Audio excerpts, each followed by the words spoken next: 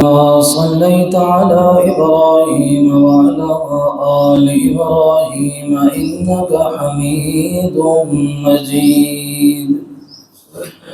اللهم بارك على محمد وعلى آل محمد كما باركت على إبراهيم وعلى آل إبراهيم إنك حميد مجيد. گرامی قدر سامعین، سورۃ البقرہ آیت نمبر 188 گزشتہ 2 جمعات سے ربا اور سود کے مسائل کا بیان تھا۔ اس جمعۃ المبارک میں ربا کی ایک قسمت اور ایک قسم، ایک نوع الرشوہ کا بیان ہے۔ رب العالمین فرماتے ہیں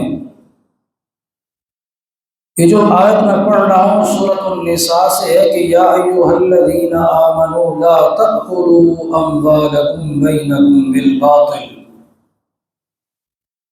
اے اہل ایمان آپس میں ایک دوسرے کا مال ناحق طریقے سے، ناجائز طریقے سے مت کھاؤ۔ جس نے محنت کی ہے اس کا حق بنتا ہے کہ وہ خود اسے استعمال کرے یا اللہ کے راستے میں خرچ کرے۔ یہ جو لفظ رشوہ ہے یہ زبر، زیر اور پیش تینوں طریقوں سے پڑھا جاتا ہے۔ لغت کے اعتبار سے فرمایا اذا غش الفلق اذا مد رأسہ الی امہ، لغت کے اعتبار سے رشوت وہ ایک چھوٹا سا چوزا جو اپنا سر جھکاتا ہے اپنی ماں کی طرف تاکہ اس سے کوئی چیز چکھے، چوگ حاصل کرے، لغوی اعتبار سے اسے کہا جاتا ہے۔ اسی لغوی معنی کے اندر کوئی نہ کوئی چیز آپ کو سمجھ آ گئی ہوگی کہ اس میں کیا دی جاتی ہے، چوگ دی جاتی ہے۔ چھوٹا یعنی کمزور، چھوٹے درجے والا، چھوٹے عہدے والا، یہ بڑے عہدے سے کیا آتا ہے، چوگ لیتا ہے، غذا لیتا ہے، بڑا سے دیتا ہے۔ یہ لغوی معنی سے، اور اصطلاحی معنی میں یہ ہے، اس آیت میں جو 188 نمبر آیت ہے اللہ تعالیٰ فرماتے ہیں اصطلاحاً کہ کسی صاحب امر یا صاحب عہدہ یا حاکم کو آپ نے کوئی گفٹ اور ہدیہ کیا تاکہ کل کلاں کوئی فیصلہ ہو یا مجھے کسی چیز کی ضرورت پڑے تو یہ پس و پیش کیے بغیر میرا کام کر دے، یہ اصطلاحی معنی ہے۔ عام طور پہ ہماری بولی میں اسے چائے پانی کہا جاتا ہے، اور نعوذ باللہ من ذالک بعض لوگ اسے اپنا حق سمجھتے ہیں۔ کوئی کام کروایا تو کہتے ہیں جناب ہمارا حق کہاں ہے، ہمارا حق یہاں رکھیں۔ تو اس طرح کے جملے بولنے والا شرع شریف کے اندر در اسلام سے نکل جاتا ہے، کیونکہ اس نے حرام کو حلال قرار دے کے حق سمجھا جو کہ ناحق ہے۔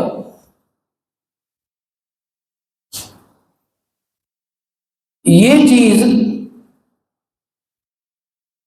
تقریباً پاکستان کے تمام طبقات میں شائع و ذائع ہے۔ اس میں ہمارے بڑے عہدیدار بھی آتے ہیں اور ہم جیسے فقیر خطیب لوگ بھی آتے ہیں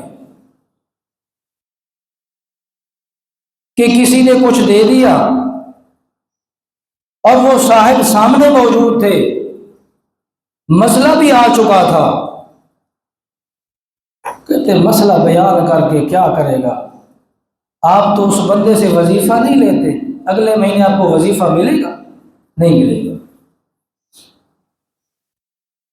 اور ایک قسم جبر کی بھی ہے کہ کسی کے اوپر جبر کیا جائے، اس سے کوئی چیز سستی لی جائے یا اس سے زبردستی اپنا کام کروایا جائے، یہ بھی رشوت اور سود کے زمرے میں آتا ہے۔ دیکھیں حضرت عمر بن عبد العزیز رحمہ اللہ فرماتے ہیں کہ جو ہدیہ رسول اللہ کے زمانہ میں ہدیہ تھا، ہمارے دور میں وہ رشوت بن چکی ہے۔ یہ اس وقت قرون قرنی کی بات ہے، خیر القرون کی بات۔ وہ اتنا پریشان تھے، متحیر اور متقدر تھے اس چیز کے معاملہ میں کہ فرمایا جو ہدیہ رسول اللہ کے زمانہ میں ہدیہ کہلاتا تھا اور واقعتاً وہ ہدیہ ہی ہوا کرتا تھا، ہمارے زمانے کے اندر وہ چیز رشوت بن چکی ہے۔ کوئی نہ کوئی کہیں نہ کہیں کوئی غرض موجود ہوتی ہے کام کروانے کی، آج نہیں تو کل، کل نہیں تو پرسوں، میں نہیں تو میری نسلیں احسان یاد رکھیں گی۔ ہندوستان کے ایک عالم دین کے پاس ایک بندہ شہد کی بوتل لے کے گیا، کہنے لگا حضرت جی میرا فلاں کام ہے، یہ ہدیہ بھی قبول فرمائیں اور دعا بھی فرما دیں۔ شیخ سے فرمانے لگے دو کام میں سے ایک کام ہوگا، یا دعا ہوگی یا شہد قبول کی جائے گی۔ یہ وہ تقوی کے پہاڑ، ورع اور تقوی کے پہاڑ، یہ کیا ہے؟ یہ کیا ہے؟ امام صاحب سے مسئلہ پوچھنے کے لیے آیا، آموں کی ایک پیٹی بھی ساتھ لے کے آیا، مسئلہ بھی پوچھا۔ بولا امام اب اس کے خلاف مسئلہ بتائے، کیسے ہو سکتا ہے یار؟ میں اپنی بات کرتا ہوں۔ بھلا امام اب مسئلہ غلط ضرور بتائے گا، لیکن اس کے حق میں جو ہوگا وہ بتائے گا۔ یہ چل رہا ہے موجودہ دور میں، یہ شائع اور ذائع ہے، ہم سب کو احتیاط کرنی ہے، ہم سب کو بچنا ہے اور بچانا ہے دوسرے کو۔ دیکھیں ہدیہ اور رشوت میں کیا فرق ہے؟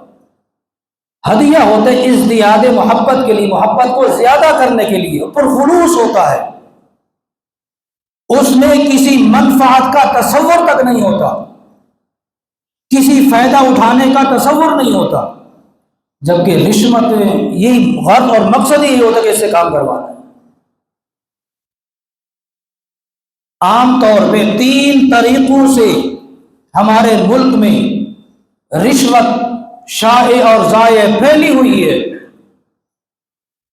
2 طریقے ایسے ہیں جس میں لینے والا اور دینے والا دونوں حرام کام کرتے ہیں، اور تیسرا ایک طریقہ ہے جس میں دینے والا تو مجبور ہو جاتا ہے لیکن لینے والے کے لیے وہ حرام ہو جاتی ہے۔ پہلا طریقہ، ایک بندے نے اپنی جاب کے لیے کاغذات جمع کروائے، پھر اس نے ہاتھ پاؤں مارنا شروع کر دیا تاکہ میں یہ عہدہ قضاء و قدر کا عہدہ اور منصب حاصل کر لوں، یا فلاں ڈپارٹمنٹ میں یہ جاب حاصل کر لوں۔ اس نے اصل جاب حاصل کرنے کے لیے پیسہ دیا، یہ دونوں کے لیے حرام ہے، یہ دونوں کے لیے حرام ہے۔ اور دوسرا، کسی قاضی صاحب کو یا کسی بڑے عہدیدار کو کوئی ہدیہ پیش کیا تاکہ جو فیصلہ ان کی عدالت میں موجود ہے وہ میرے حق میں آئے، فرمایا یہ رشوت بھی دونوں کے لیے حرام ہے، اس قاضی کے لیے بھی اور استاد کے لیے بھی، چاہے وہ مدرسے کا استاد ہو یا یونیورسٹی کا استاد ہو، تاکہ میرے بچہ جو ان کے پاس پڑھ رہا ہے نا، اس کے نمبر اچھے آنے چاہیے، اس کی پوزیشن آنی چاہیے، یہ بھی رشوت کا ایک حصہ ہے اور ایک جزو ہے۔ اور تیسرا طریقہ رشوت کا کہ بندہ اپنا حق لینے کے لیے ہاتھ پاؤں بڑا مارتا ہے، ویسے منتیں ترلے کرتا ہے، لیکن اگلا بندہ کام کرنے کے لیے تیار نہیں ہوتا، آخری حد میں جا کے یہ نہ کچھ اس کو ہدیہ اور گفٹ پیش کرتا ہے، آخری حد میں جا کے تو اگلا بندہ پھر اس کا کام کر لیتا ہے، یہ بندہ دینے والا مجبور ہے، لینے والا مجبور نہیں ہے، وہ حرام کا، یہ دیکھ لیجیے۔ یہ وہی چائے پانی کا خرچہ، رسول اللہ صلی اللہ علیہ وسلم فرماتے ہیں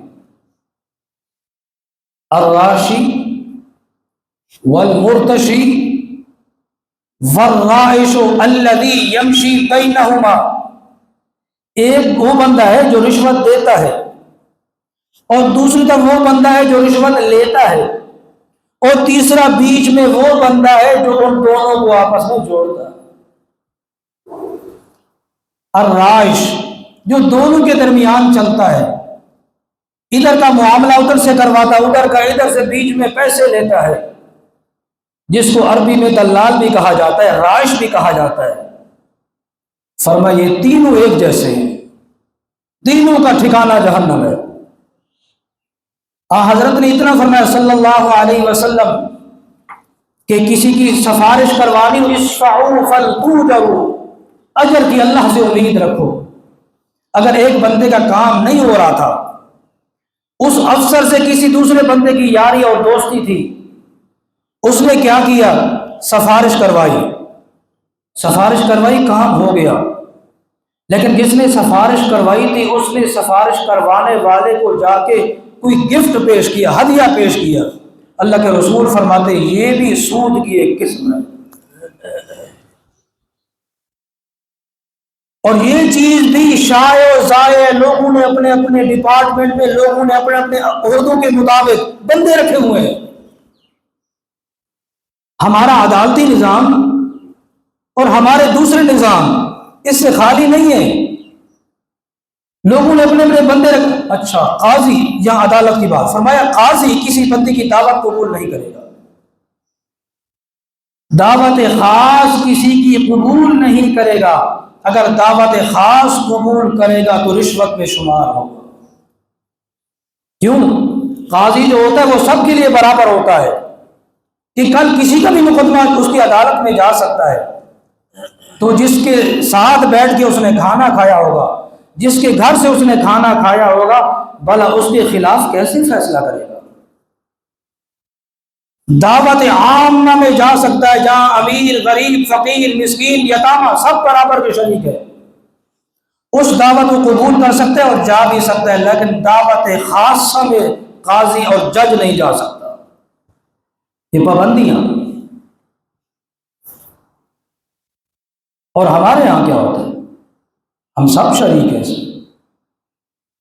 اچھا، اگر ایک استاد ہے، میں ہوں مثال کے طور پر، میرے پاس بچے پڑھتے ہیں، 10 بچے پڑھتے ہیں، ہر بچہ 500 فیس دیتا ہے، ایک بچے کے والد صاحب نے 2000 فیس دینا شروع کر دی، 3000 دینا شروع کر دی۔ کیوں پتہ ہے؟ وہ اس وجہ سے بعض اوقات یہ ہوتا ہے کہ قاری صاحب میرے بچے کے اوپر توجہ کچھ زیادہ کریں، اسی طرح دوسرے حضرات بھی دیکھ لیجیے، اسی طرح اخباری رپورٹرز وہ بھی دیکھ لیجیے، دعوتیں کھاتے پھرتے ہیں، اسی طرح دوسرے لوگ بھی۔ فرمایا انہیں ایک حد کے اندر رہنا چاہیے۔ اللہ فرماتے ہیں سورۃ بقرہ کی آیت نمبر 88 میں، 188 میں، لا تأکلوا اموالکم بینکم بالباطل، آپس میں ایک دوسرے کا مال حرام طریقے سے مت کھاؤ، بہا الی الحکام، اور اسے حکام کی طرف لے کے مت جاؤ کہ ایک فریق تمہارا مال کھانا شروع کر دے، آپ مقدمہ وہاں لے کے چلے گئے۔ یہ ولا تدلو، یہ ادلاع دلو سے ہے، دلو کہتے ہیں ڈول کو، ڈول فرمایا خفیہ طریقے سے ڈول ڈالنا اور پانی نکالنا۔ یہ بندہ بھی راتوں رات خفیہ طریقے سے بڑے افسر کو ملتا ہے، صبح فیصلہ اس کے حق میں ہو پڑتا ہے۔ یہ ہے لا تدلو بہا، ہے فرماتے وَأَنْتُمْ تَعْلَمُونَ، یہ بات نہیں کہ تمہیں علم نہیں ہے، یہ بات نہیں کہ تمہیں سمجھ، شعور، ادراک اور فہم نہیں ہے، نہیں، جاننے کے باوجود تم یہ کر رہے ہو، فرمایا اس سے باز آ جاؤ۔ اللہ تعالیٰ ہم سب کو یہ توفیق عطا فرمائے، ہم اخلاص اور خلوص کے ساتھ غرباء، فقراء، یتامہ اور اپنے ماتحت افراد کے کام کرنے کی، بلا کیش کام کرنے کی توفیق عطا فرمائے۔